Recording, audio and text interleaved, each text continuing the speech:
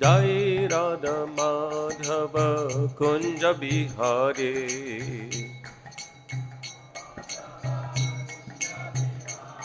Jaya Radha Madhava Kunja Bihari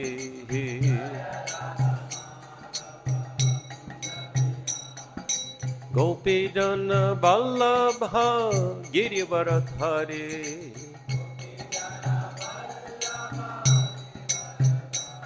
Gopi Jana Vallabha Girivardhari Yasoda Nandana Braja Jana Ranjana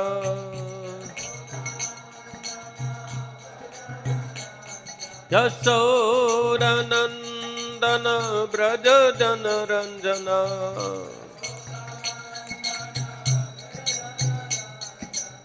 Yamuna Tiravana Chahare Yamuna Tiravana Chahare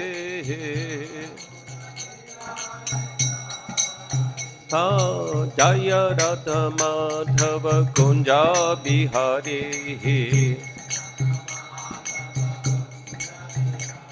Gopi Dana Vallabha Girivardhari Yasoda Nandana Braja Jana Ranjana Yamuna Tiravana Chahade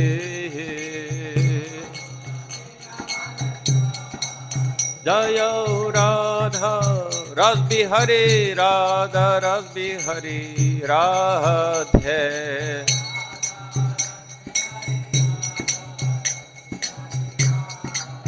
Jaya Sitaram Sitaram Sitaram Jaya Lakshman Hanuman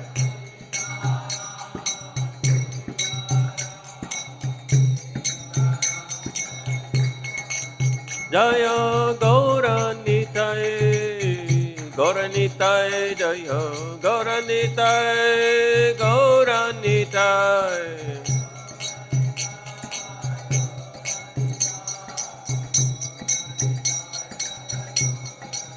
Prabhupada Prabhupada Prabhupada Jai Prabhupada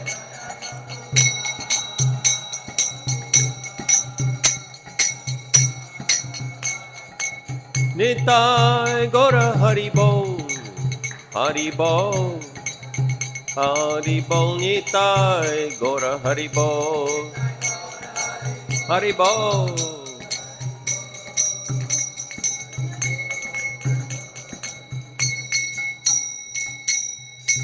Shri Harinam Sankirtan Yagya ki Jai Grandharaj Śrīmad-Bhāgavatam ki Jai Shri Śrīmad-Bhāgavatam Swami Bhaktivedanta Swami Śrīla Prabhupada ki Jai Samaveta Bhakta Vrinda ki Jai Nitai Gaur Premanande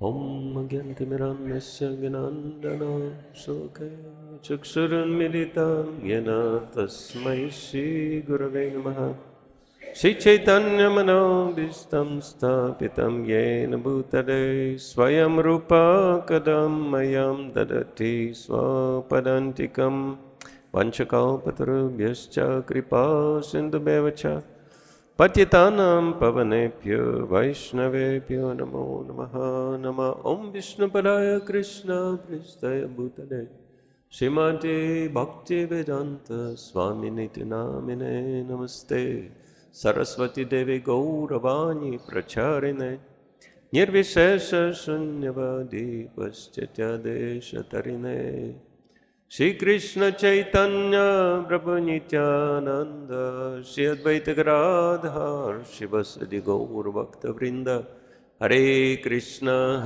Krishna Krishna Hare Hare Hare Rama, Rama Rama, Hare Hare. Bhutāya Mahatpariyama Puro Vibhur Nirmaya Kshete Yadamuja Purusha Bhakti Ganan Sada Sada Satmakaya Lankrishista Bhagavan Vachansi Me. Hare Krishna.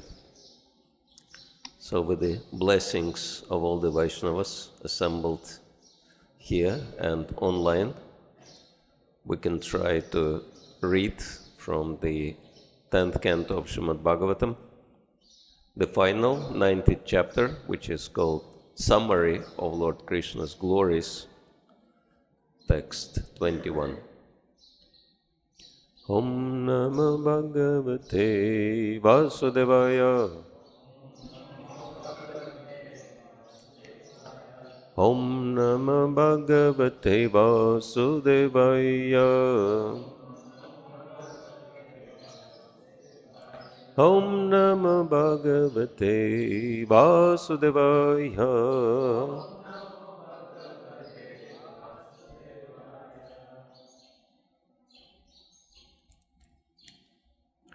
Priyarava Padani Bhashase. Priyarava Padani Bhashase. Mrita Sanjeevikaya Nayagira.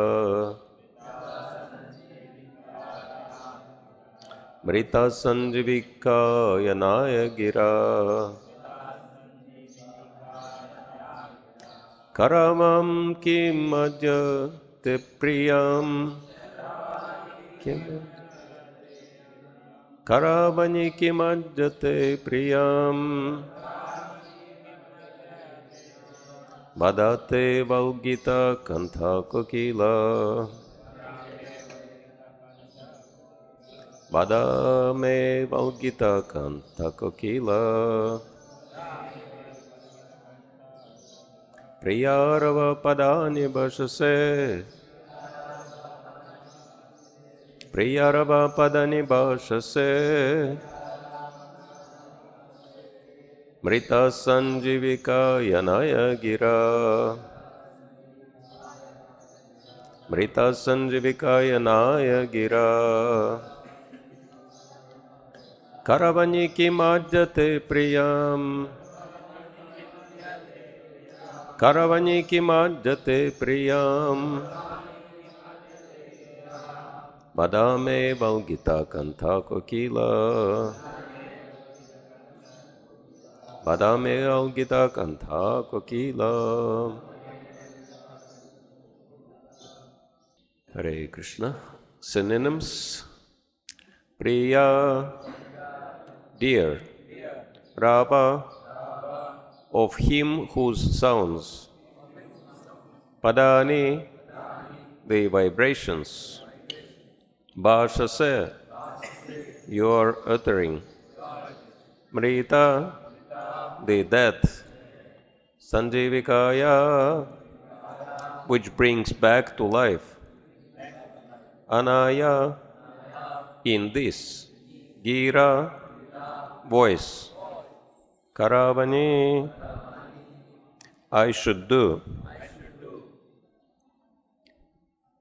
Kim, what? Adya, today. Te, for you. Priyam, pleasing.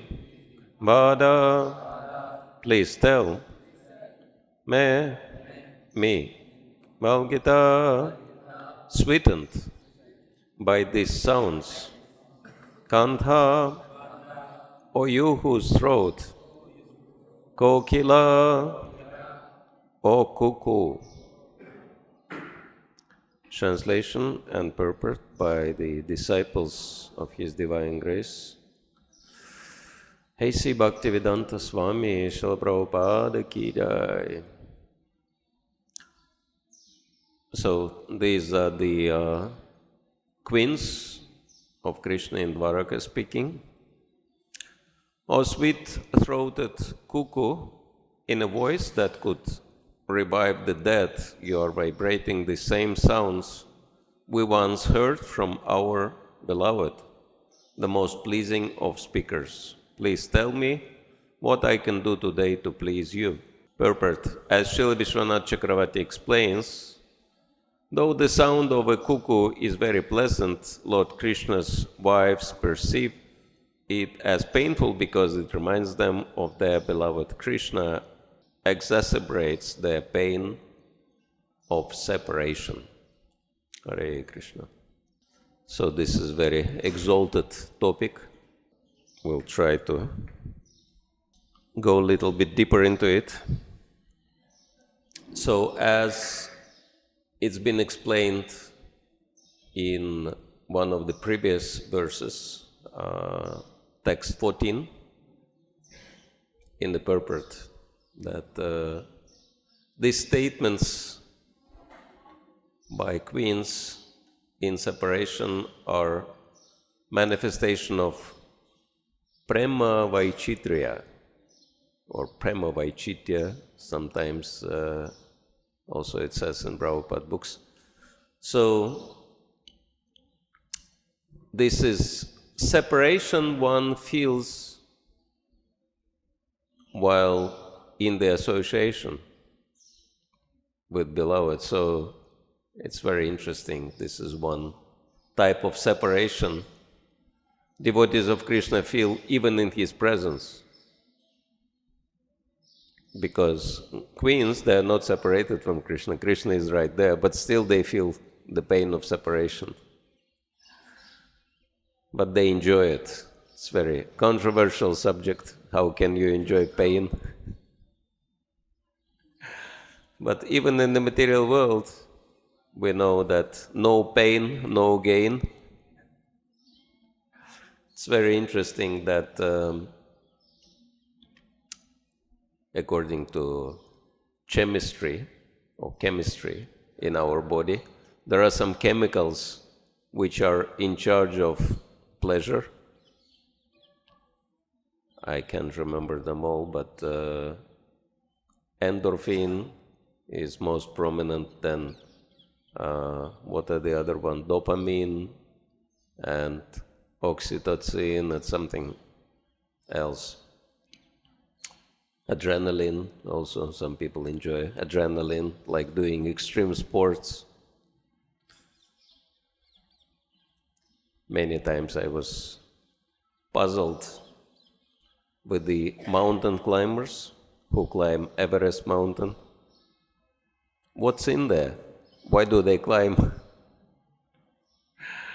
I mean, they cannot even get fame from that, because the fame was taken by those who were first to climb, right? But then so many thousands of people already climbed the Everest, so they cannot even get fame from that.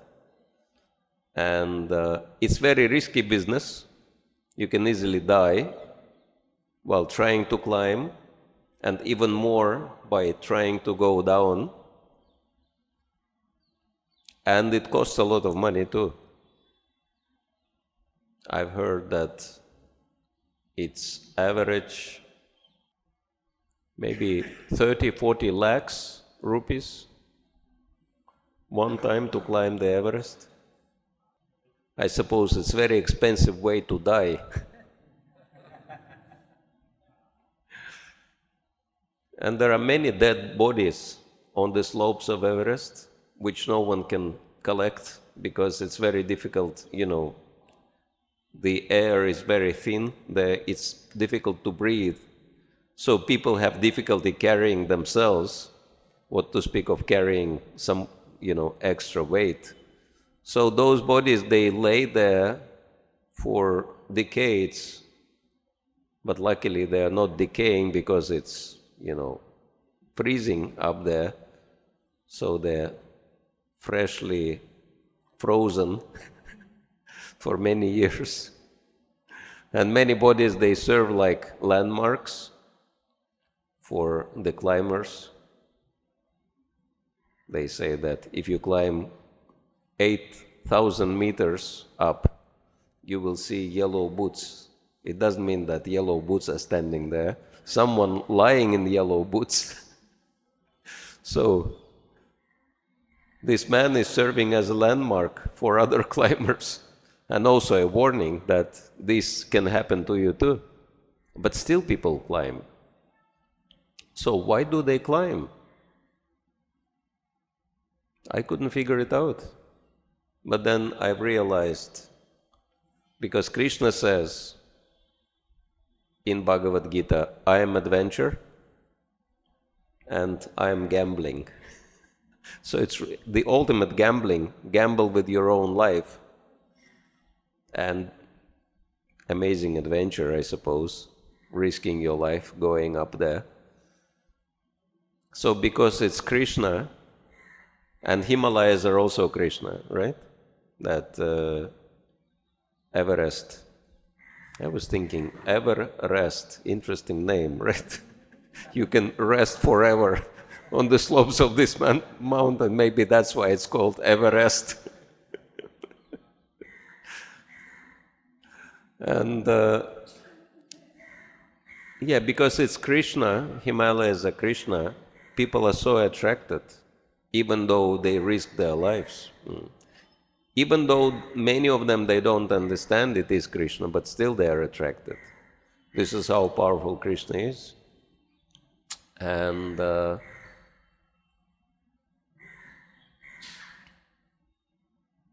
yeah. Anyway, enough of horrors. But this is one thing people enjoy, adrenaline rush, right? When they do extreme sports. So it's very troublesome, it's very miserable, but they take pleasure out of it. So we don't have to do that, but there are much safer and much healthier ways to experience high level of pleasure while practicing bhakti. Anybody wants to experience high level of pleasure while practicing bhakti? So one way to gain endorphin, and endorphin is, chemical which produces euphoria, is very simple. Take cold shower. Few minutes of cold shower, and you will have endorphin rush, and you will enjoy life. So it's interesting that many techniques to have safe pleasure are built in our sadhana, right? So you think, those who take cold shower, they suffer, but actually they enjoy. People become addicted to those cold showers after a while because it gives so much pleasure. And so, yeah, it is like that also in the material world. This is the point that, if you do not agree to be exposed to misery, you cannot get any pleasure. So we can understand that there is some analogy with Krishna Lila. So they go through misery of separation, but they experience that misery as greatest pleasure. Why? Because they're totally focused on Krishna. It's interesting. Srila Prabhupada said one time, I didn't read it in any books, but I read it on a wall in Mayapur. It was written, Prabhupada's quote. I don't know where this quote is coming from, but apparently Srila Prabhupada said, always think of Krishna and you will always be happy. Just try it, make an experiment. Interesting. So the more we think of Krishna, Prabhupada says, the more we enjoy. And so we can understand that those queens of Dwaraka, they really enjoy their life, and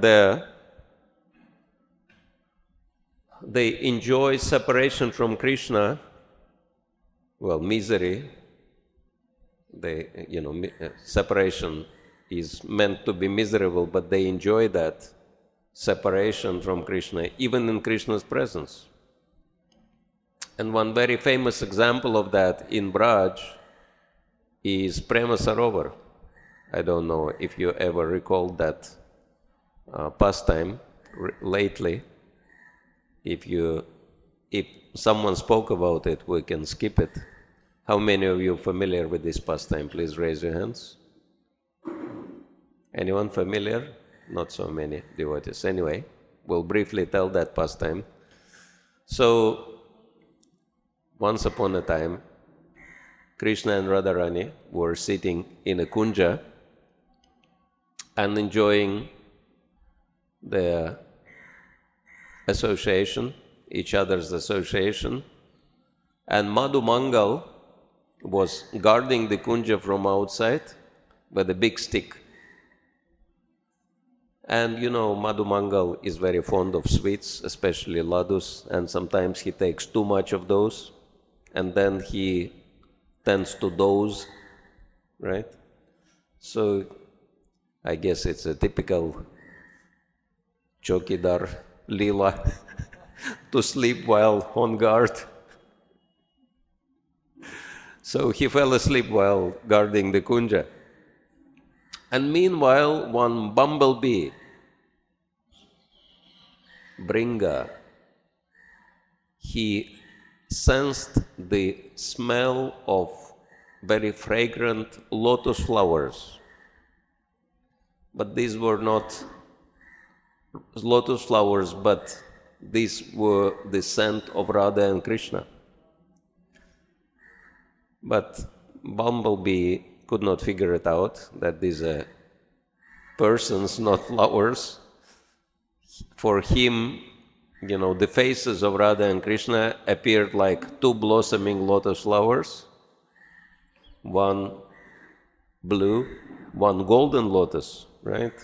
Blue lotus is Krishna, and golden lotus is Srimati Radharani.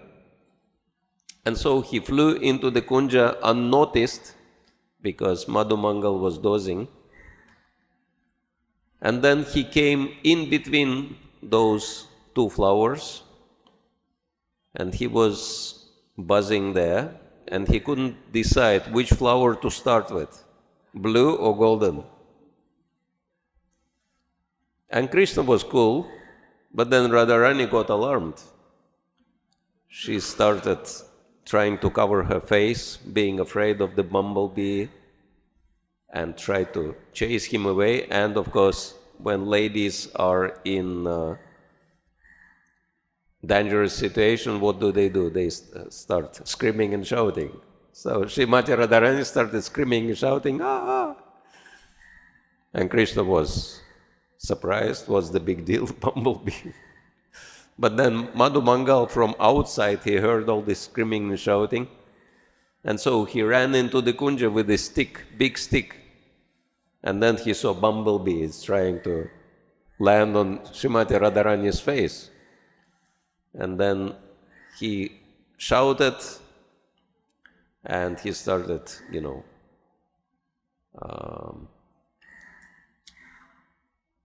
moving his stick, threatening the bumblebee, chasing it away with the stick. So bumblebee went away, and while all this commotion was going on, Radharani just covered her face, trying to protect herself from bumblebee. And she sat like that with her face covered. And Madhu Mangal, after chasing the bumblebee, he came back and he said, Madhu is gone, referring to bumblebee, because it's one of the name of bumblebee. But Madhu is also a name of Krishna, right? Madhusudan.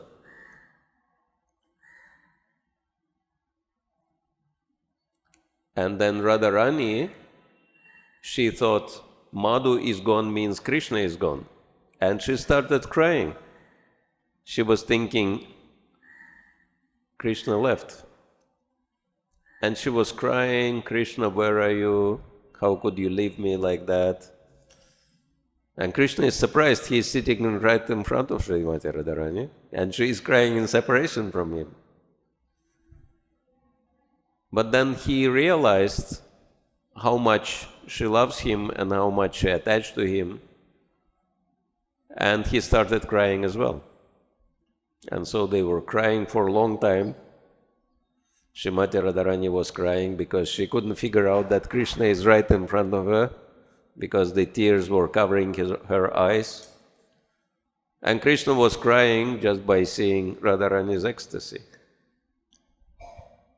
And they cried so much, they cried one big lake, which is now known as Premasarovar. So if you go to Vrindavan, if you go to Braj, you can visit Premasarovar. I'm sure some of you already did so. Jai Shri Shri Radha Ras Bihari, Shri Shri Siddharam Lakshman Hanuman, Shri Shri Gaunitai Ki Jai. How many of you been to Premasarovar? Okay, few of you have been. So this is one example, Prema Vaichitra,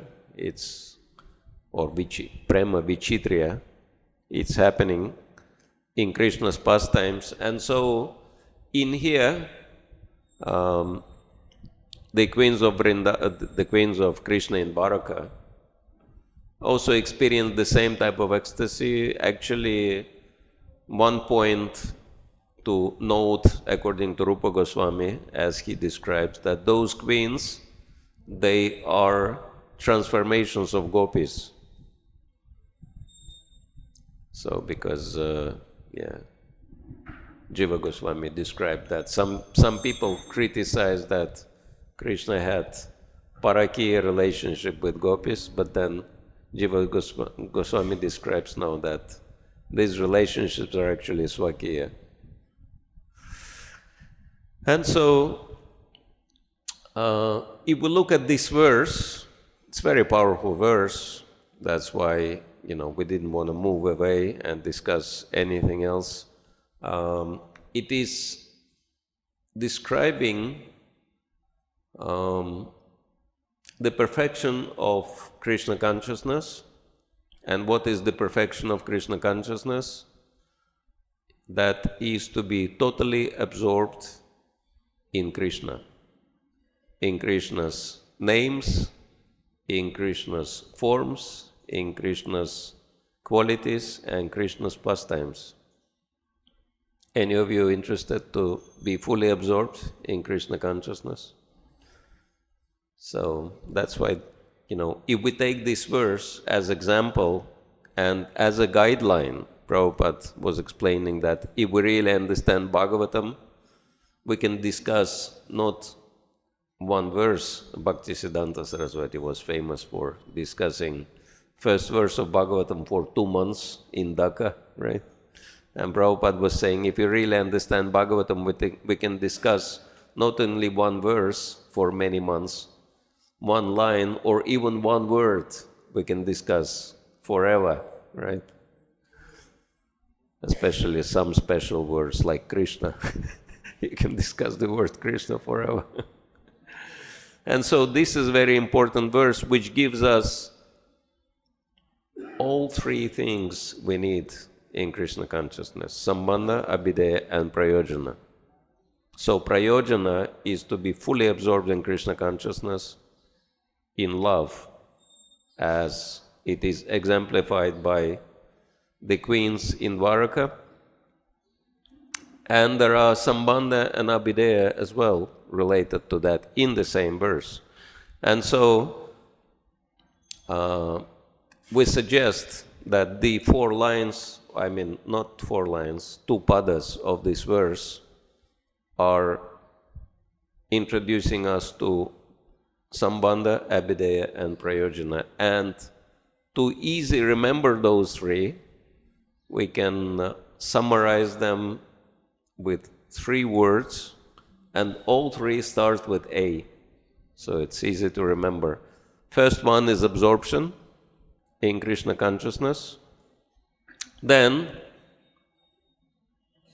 acknowledgement of benefits coming from practice of Krishna consciousness. And third is appreciation And not only appreciation of Krishna, but appreciation of devotees of Krishna. So, very important point, because without devotees of Krishna, there is no Krishna consciousness. Srila Prabhupada says, Krishna is never alone. He is always surrounded by his devotees. And Krishna can never be separated from devotees. So if someone tries to be Krishna conscious, excluding devotees, that's going to be a failure. So appreciation of devotees, that's really important point, which is discussed in here. So we'll discuss this one by one. I mean, they are going in a little bit different order, but it doesn't matter. That first, absorption, that's the goal, that's prayojana. And so, how they are absorbed in Krishna consciousness? The first line of this verse says, Priya Ravya Padani Bhashase. They are saying, you are chanting the words of our beloved. Can you imagine that? Hearing cuckoo and in the voice of cuckoo hearing the words of Krishna. That's unbelievable. I mean, we might sometimes hear something connected to Krishna if we are fortunate. Like there is one bird, very common bird in Śrīmad-Bhāgavatam. If you've been to Śrīmad-Bhāgavatam, you probably noticed how many birds are there. A huge variety of birds. And very beautiful birds and very sweet singing birds. And one very common bird in Mayapur is spotted dove. Spotted dove. And it sings, I've noticed this time somehow, by Lord Chaitanya's mercy, I've noticed what it sings. Nitai Gaur, Nitai Gaur, Gaur, Gaur, Gaur, Gaur. So it sings the names of Nitai Gaur. Very amazing. So, and there are plenty of those. You just listen to the songs of birds and you remember Nitai and Gaur. But that's relatively easy to hear Nitai Gaur or something like that. But to hear, for example, Bhagavad-gita, right? The song of Krishna, the words of Krishna, to hear in the voice of cuckoo, to hear, for example, Bhagavad-gita, that's totally different level of being absorbed in Krishna consciousness, but this is the level of those queens. They hear Krishna's words in the song of cuckoo. And in this verse, they also explain how it is possible. Anyway, this is one very prominent and important point in Bhagavad-gita. If you remember Bhagavad-gita 6.30, which is very important verse, Yamam pashyati saratra sarvam chamaya pashyati sachaham na pranashami sachamena pranashyati, right? And I wanted to read the translation by His Grace Kalakanta Prabhu because he translated that verse in poetry. One who sees me everywhere, in everything that be, never loses sight of me, nor is he lost to me. So we can be always connected with Krishna if we totally focus on Krishna, always think of Krishna, which of course is the essence of Krishna consciousness. I'm sure many of you know this famous verse from Padma Purana. Let's chant it all together. Smartavyo satatam Vishnur vismritavyo na jatuchi sarvaviti nishedam syur etayor eva kinkara. So, to always think of Krishna and never forget Him, that's most important thing in Krishna consciousness. And all the rules and regulations of the scriptures are only servants of this main principle. And so, how do we develop this kind of consciousness? Any idea? By practice. Practice makes perfect. By practice, everything is possible. One time my spiritual master told a story to illustrate that point, that one time there was one king and queen, and they had a quarrel. Happens sometimes. And the king became so angry, he didn't want to see the queen, so he sent her into exile. And the reason for quarrel was that the king came back from war, in which he performed some heroic feats, and everyone was appreciating his mastery of weapon, except the queen. The queen said, by practice everything is possible. So the king became very upset, and he exiled the queen. Anyway, it was royal exile. There was a special palace just for her. She lived there, but she couldn't see the king. And he was so angry, he didn't want to see her for a few years. She lived alone. But after a few years, his anger subsided and he decided to check on his wife. So he went to that place, and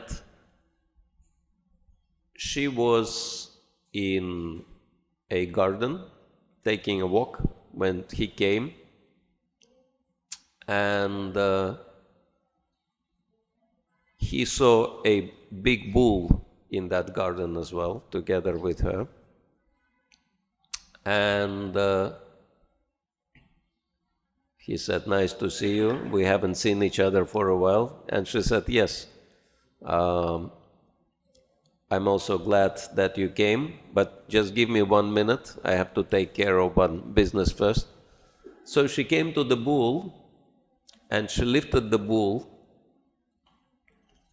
and she carried the bull up the stairs somewhere into the palace. And then she came back. And the king's jaw dropped. You know, how women can carry a bull. And when she came back, she said, how did you do that? How it is possible? She said, you remember I told you by practice anything is possible? When I went into exile, I took a small newborn calf with me. And I carried this calf in my hands everywhere I went. And the calf was growing, and I kept carrying him everywhere. And so now the calf grew into a bull, and I carried the bull also.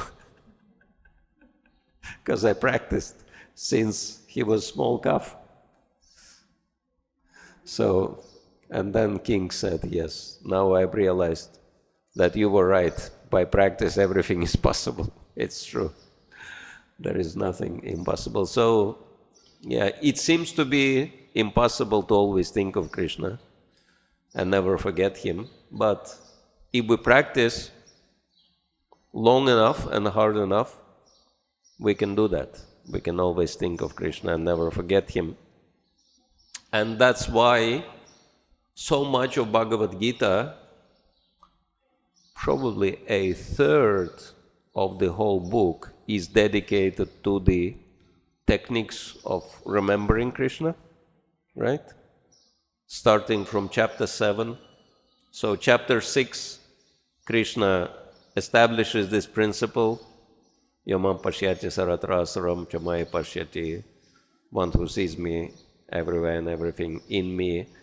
And then from chapter 7 onwards, he explains how it is done, right? Starting with very basic things. What's that? Rasoham. What's that? Rasoham? Sorry, yeah. Anyway, pranava sarvavidishu, shabdake purusham nrishu. So he gives unlimited examples how one can see him in everywhere, and how to remember him. Chapter 7, most of it dedicated to that. Chapter 9 is dedicated to that. Chapter 10. Chapter 11 is demonstration what he spoke in chapter 10. And then chapter 15 as well, there are a number of verses describing that. So quite a large part of Bhagavad-gita is dedicated to that point. How do we practice seeing Krishna everywhere? And what can help us in this regard? Because, remembering Krishna comes by Krishna's mercy. Anyone recognizes that? If you just try to remember Krishna mechanically, it doesn't work. Even if you chant Hare Krishna, it doesn't work. I chant Krishna's names, and you think of something else. You are right in the temple, right in front of Krishna, and your mind is somewhere else. Anyone had this experience? Okay, so it's universal. So we can only remember Krishna by Krishna's mercy. So the point is, how do we get Krishna's mercy? And then next line of this verse says, Mrita Sanjivikaya Anayagira. Your voice can bring death to life. Anyone remembers any other very famous verse from the same 10th canto of Bhagavad-gita, where in some very special devotees are saying that Krishna's words and Krishna's activities are giving life? Tava kathamritam tapta jivanam kavi piriditam kalmashabaham Shravanamangalam Śrīmad-Bhāgavatam Bhuvi grinantiye bhuridajana. So this is what Gopi Gita says. This is 10:31-9, very famous verse, which was the key verse King Prataparudra quoted while massaging Lord Chaitanya Mahaprabhu in the what's that garden? Jagannath Vallabh garden. And so when Lord Chaitanya heard this verse, he stood up and embraced the king, and he said, Buridajana, you are most magnanimous, you are most munificent. So this verse is also saying that this is what gives life. Krishna's words and Krishna's activities. The nectar of your words and your activities are life and soul for all who suffer in this world, etc. These narrations transmitted by learned sages eradicates one's sinful reactions and bestow good fortune upon whoever hears them. These narrations are broadcast all over the world and are filled with spiritual power. Certainly those who spread this message of Godhead are most beneficent. So this is one thing they say, that tapta jivanam. So the words and activities of Krishna are the very life for all who suffer in this world. Anyone had this experience that Krishna consciousness is giving life?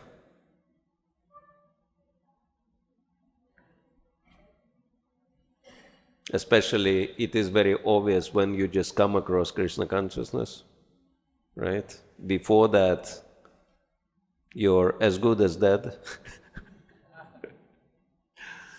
But then you come across Krishna consciousness, and holy name is, of course, very powerful, but my personal experience is coming across Bhagavad-gita.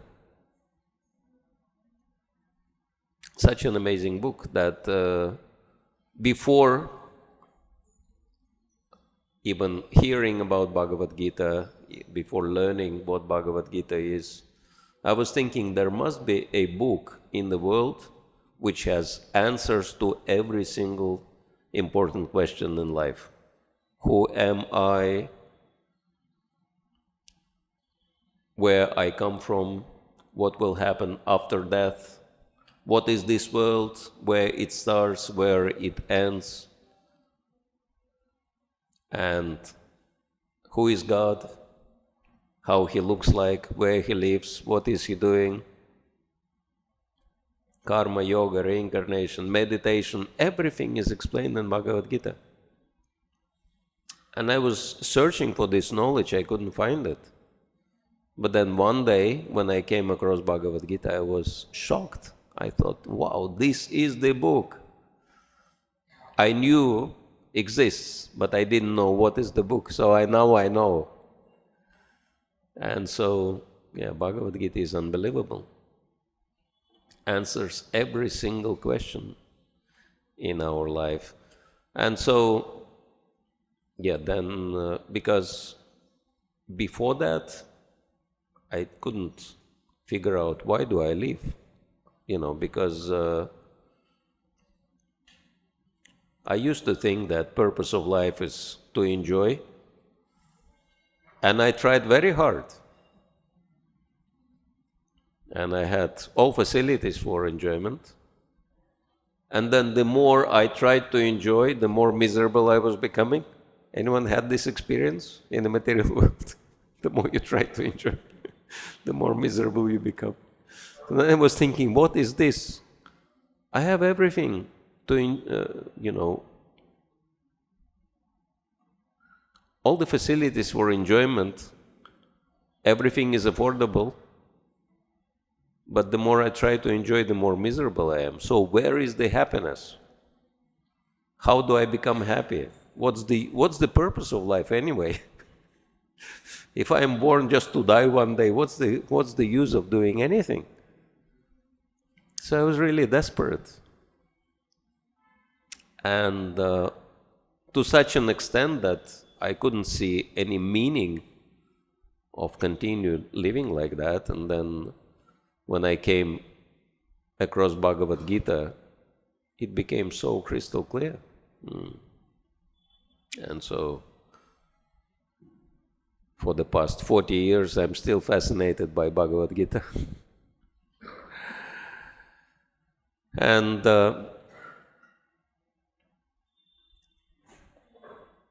this is what revives.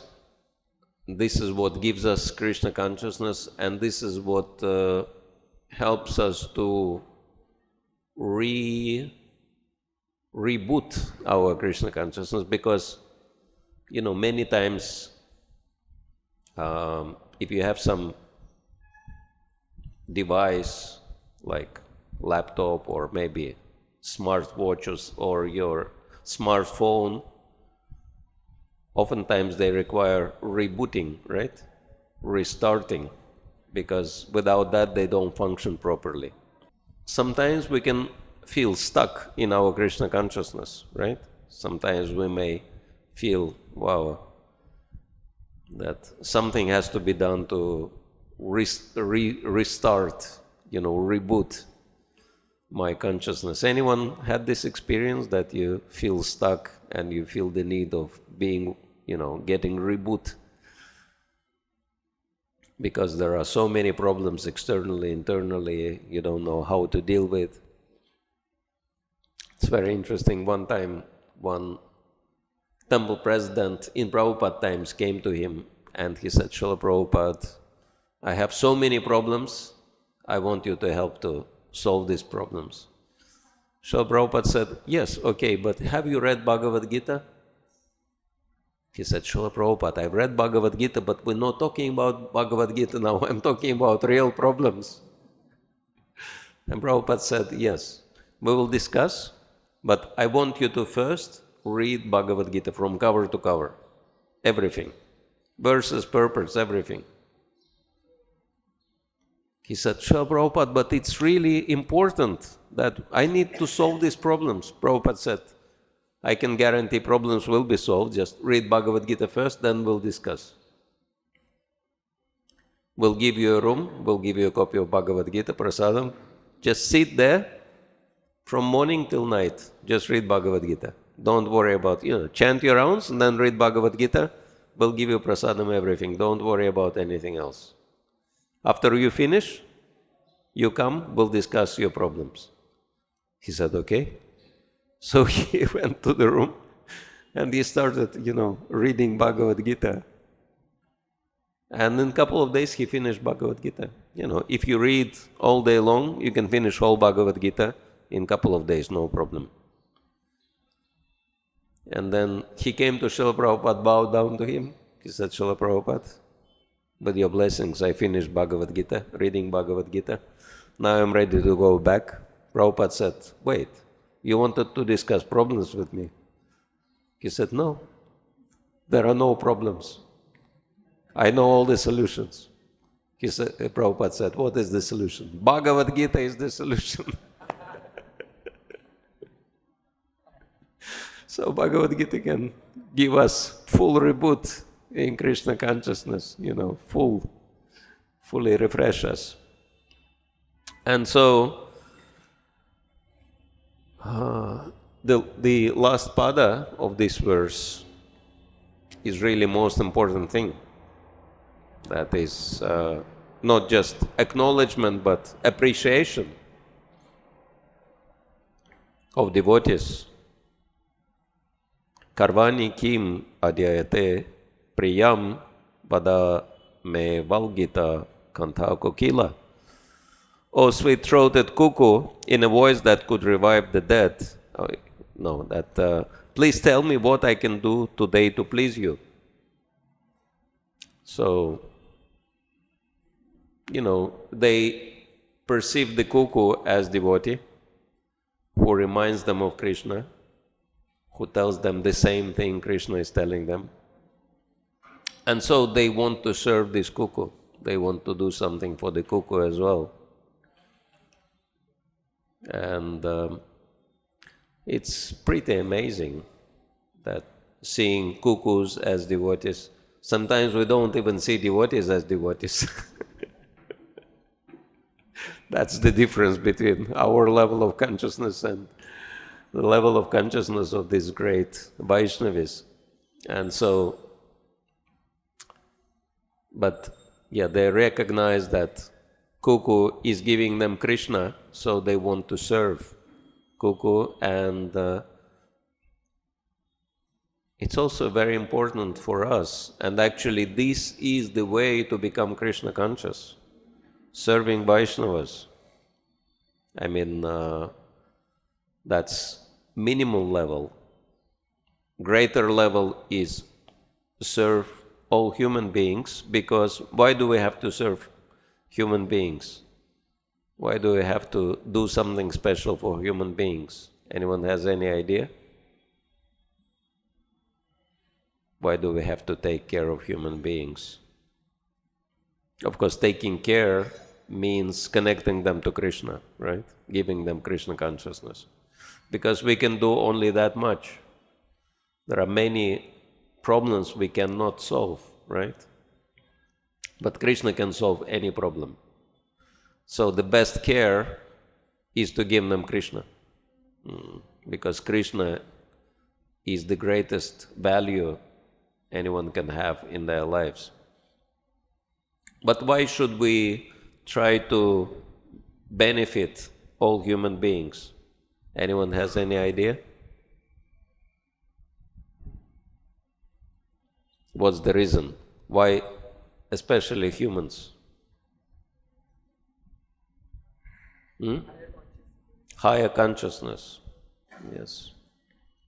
Because Krishna is telling in the 11th canto of Bhagavatam that all types of living entities, human beings are most dear to me. So all humans are very dear to Krishna. That's why, we need to take care of humans first. But then not only humans, all species of life are connected to Krishna. So we need to do something to take care of all species of life, right? And so in here, the queens of Dwaraka are showing that they want to take care even of the cuckoo. So serving everyone, all living entities. And it's very interesting. We know very well this famous text from Bhagavad-gita, which explains how to approach spiritual master. I'm sure everybody knows the famous Tadviti pranipatana pariprashnana sevaya upadikshanti te gyanam gyanina statva darshinaha. I suppose we learned this verse in the very beginning of our spiritual practice. But it's not less important the following verse, 435. Yad gyatva punarmoham evam yasyasi pandava yana bhutanya sheshani draksha satmanya tomai. Krishna says, having obtained real knowledge from a self-realized soul, you will never fall again into such illusion, for by this knowledge you will see that all living beings are but part of the Supreme, or, in other words, that they are mine. So, it's pretty amazing that unless we have this understanding, that means we haven't got the knowledge from the spiritual master. So only when we actually learn from spiritual master,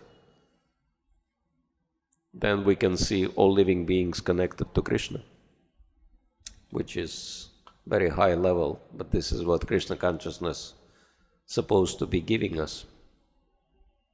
And so we can understand that at least we can start with serving Vaishnavas. If we cannot serve all human beings, if we cannot serve all living beings, at least we can start by serving Vaishnavas. And by serving Vaishnavas, we can acknowledge the benefits we are getting in Krishna consciousness, and we can actually start developing spiritually. Because sometimes, we might even wonder, am I developing spiritually or not? Or maybe I got stuck. Anyone ever had this question? Am I growing in Krishna consciousness or not? So, but if we serve Vaishnavas, I even thought of the maxim that all problems in devotional service can be solved by serving devotees. All problems in devotional service can be solved by serving devotees. And so if we serve devotees, we'll get obvious benefits and we'll obviously advance in Krishna consciousness. And finally, we'll be able to achieve that goal of always seeing Krishna everywhere and remembering Krishna with love and devotion. Hare Krishna. Grantaraj Śrīmad-Bhāgavatam ki jai. We still have 7 minutes. If there are any questions, comments, suggestions, complaints, Prabhu has his hand up.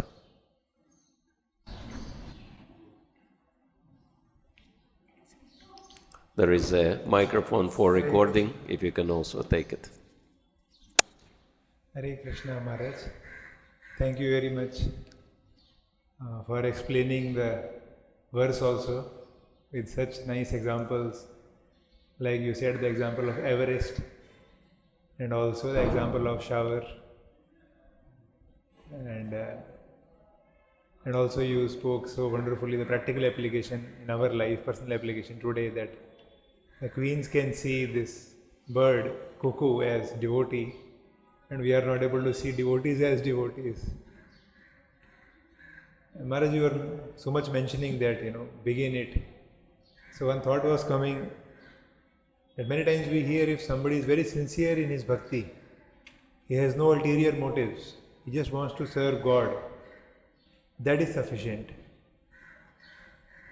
So in that outlook of doing bhakti, where does this become important of valuing devotees and respecting and dealing with them properly?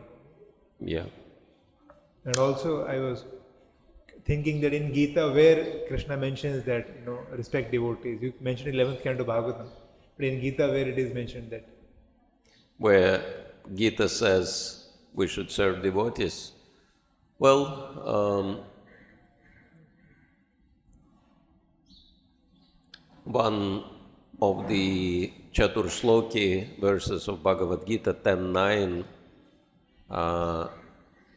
glorifies devotees. Machita madgata prana, bodhayanda parasparam, katayanda shamam nityam tushyanti charamanti cha. Right? It says that Machita, the thoughts of my devotees are focused on me. Madgata prana, their lives are dedicated to my service.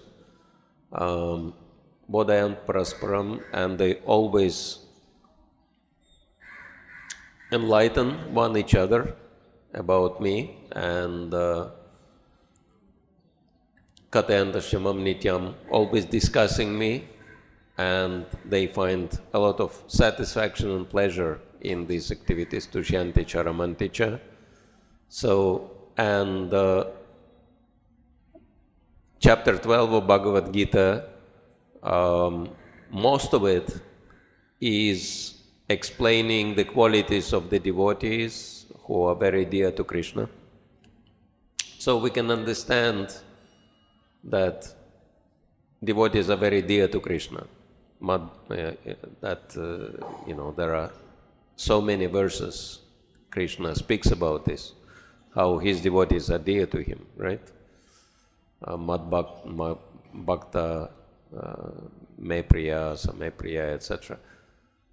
And if we want to please Krishna, obviously we have to please those who are dear to Krishna. As Prabhupada says, love me, love my dog. But then Sri Chaitanya Mahaprabhu is very clear about this, about serving Vaishnavas. Many, many verses in Chaitanya Charitamrita alone, what to speak of Bhagavat, Chaitanya Bhagavat and other books. He says that directly. Prabhu kahe, Vaishnava Seva, Nama Sankirtan, Dui Pada Shigrapabe, Shri Krishna Charan. He says, if you serve Vaishnavas and chant the holy name, then Dui Pada, only these two steps you have to make. Shigrapabe, Shri Krishna Charan, and very quickly you will achieve the lotus feet of Krishna. So, and Sri Chaitanya Mahaprabhu is none other than Krishna, so in this way we can understand that Krishna is also, and of course there are so many statements in Puranas, Krishna speaks about this importance of serving Vaishnavas. And Maharaj, the first part of my question was that if somebody is very sincere in his bhakti, he is doing his given service very properly, sincerely, but then why does he need to serve and care for Vaishnavas or serve Vaishnavas, please Vaishnavas, why? Well, because this is our eternal position, that Sri Chaitanya Mahaprabhu explains Gopi Bhartu Pada Kamalayor Dasa Dasa Anudas, that our eternal position is that we are servants of the servants of the servants of Krishna, who is the master of the gopis, right? And there is one powerful verse in the 6th canto of Śrīmad-Bhāgavatam, spoken by a demon, Vritrasura. So I guess I really like this verse because I also come from demoniac background, so whatever demons say is very important for me. So Vritrasura says, Aham haritava padaikamulam dasana daso bhavitasmi bhuya manasmarita supater gunam ste grinitava karma karotu kaya. So Prabhupada says that this verse is the very essence of Krishna consciousness. Aham haritava padaikamulam. O my Lord, Hari, when will I finally take shelter of your lotus feet? Pada ekamulam. Dasa anudasa bhavitasmi bhuya, and become servant of your servants. Manasmaret, when will I always be able to remember you? Asupater gunamste,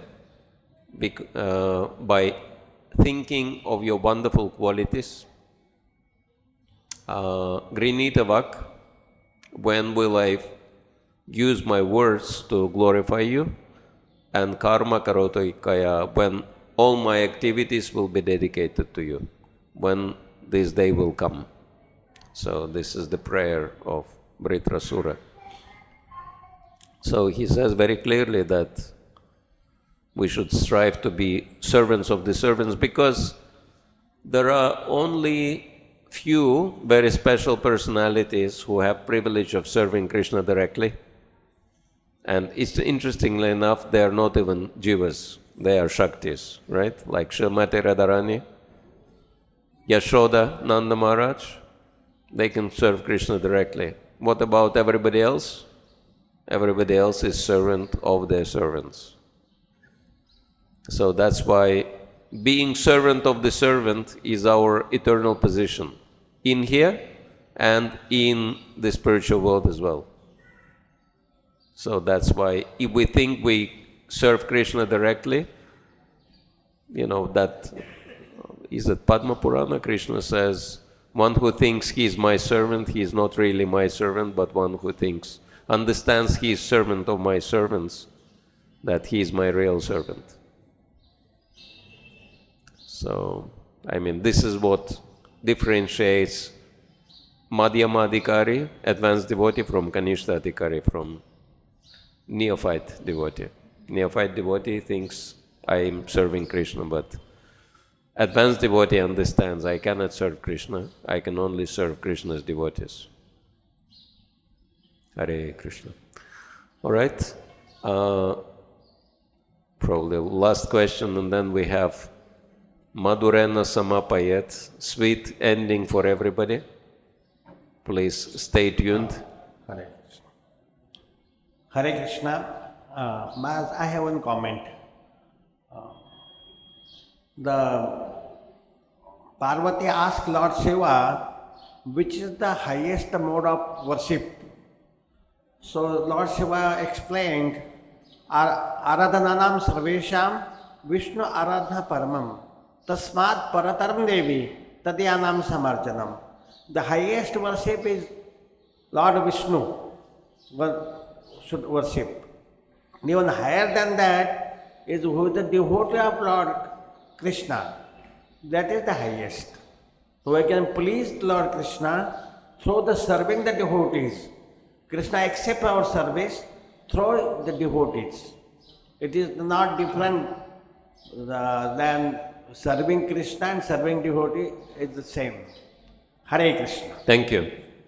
Okay, so now the sweet ending. Yeah. We will, I just came from Jagannath Puri and I brought some burfi from Sri Jagannath Swami.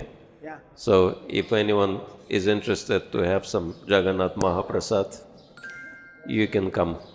Grantaraj Śrīmad-Bhāgavatam ki jai, Śrīla Prabhupada ki jai, Nitai Gaur Premanande.